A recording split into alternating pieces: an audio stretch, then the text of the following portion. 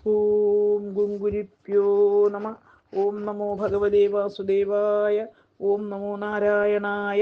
നാരായണീയം ദശകം 85 ശ്ലോകം 3-4. പീതാംബരം കരവിരാജിത ശംഖചക്രകൗമോദഗീ സരസിജം കരുണാസമുദ്രം രാധാസഹായമതിസുന്ദരമന്ദഹാസം വാതാലേശമനിശം ഹൃദി ഭാവയാമി. ശ്ലോകം 3. അശേഷദൈതായുധേ ത്വയി സമാഗതേ ധർമ്മജോ വിജിത്യ സഹജൈർമഹീം ഭവൻ അപാംഗ സംവർദ്ധിതൈ ശ്രിയം നിരൂപമാം വഹനഹ ഭക്തദാസായിദം ഭവന്തമയീമാഗതേ പ്രകിതവാൻ സഭീമാർജുനം. അന്വയം. അർത്ഥം: ഐ അല്ലയോ ദേവ, ത്വയി അവിടുന്ന്, അശേഷ ദൈതായുധേ എല്ലാ ഭാര്യമാരോടും കൂടി, സമാഗതേ എത്തിച്ചേർന്നപ്പോൾ, ധർമ്മജ ധർമ്മപുത്രൻ,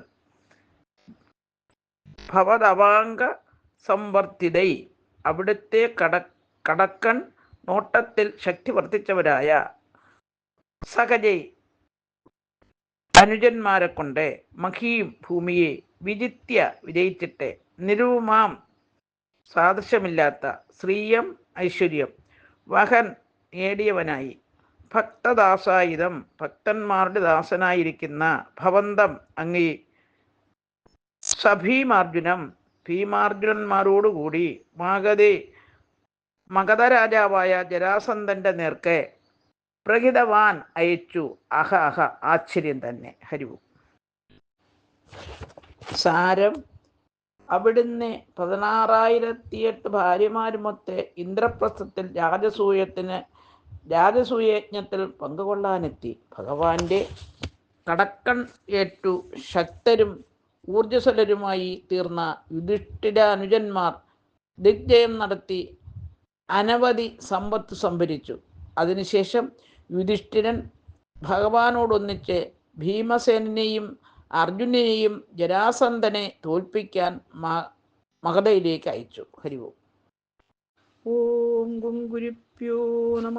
ഓം നമോ ഭഗവതേ വാസുദേവായ. ഓം നമോ നാരായണായ. ശ്ലോകം 4. ഗിരിവൃജപുരം ഗതാതനു ദേവയൂയം തയോ യയാജസമരോത്സവം ദ്വിജമീക്ഷണേ തം മാഗധം അപൂർണ സുഹൃതം തുമും പവനജേന സംഗ്രാമയൻ നിരീക്ഷ്യ സഹജിഷ്ണുനാ ത്വമവി രാജയുദ്ധ്വാ സ്ഥിതാ. അന്വയം. അർത്ഥം: ദേവ അല്ലയോ ദേവ, തദനു അനന്തരം, യൂയം നിങ്ങൾ, ത്രയ 3 ആളുകളും,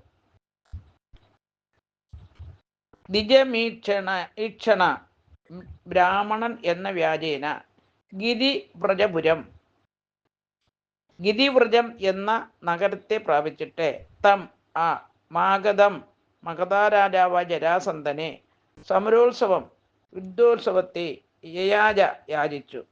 അപൂർണ സുഹൃതം പുണ്യം പൂർണ്ണമാക്കാത്ത, അമുംതു ഈ ജരാസന്ധനെ, പവനജേന ഭീമസേനനോട്, സംഗ്രാമയൻ യുദ്ധം ചെയ്യിച്ചിട്ട്, ത്വം അഭി അങ്ങ്, ജിഷ്ണുനാഹ അർജുനനോടുകൂടി, രാജയുദ്ധ രാജാക്കന്മാരെ യുദ്ധം ചെയ്യിക്കുന്നവനായി, നിരീക്ഷ്യ കണ്ടിട്ട്, സ്ഥിത നിലകൊണ്ടു. ഹരിവും.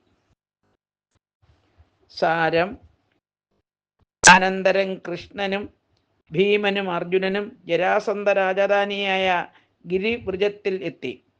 ബ്രാഹ്മണ വേഷധാരികളായ 3 പേരെയും കണ്ട് ജരാസന്ധൻ നിങ്ങളുടെ അഭീഷ്ടം ചോദിക്കുകയും, കാണുന്നവർക്ക് ആഹ്ലാദമുണ്ടാകുന്ന ദ്വന്ദ്വയുദ്ധം നിങ്ങൾ പ്രാർത്ഥിക്കുകയും ചെയ്തു.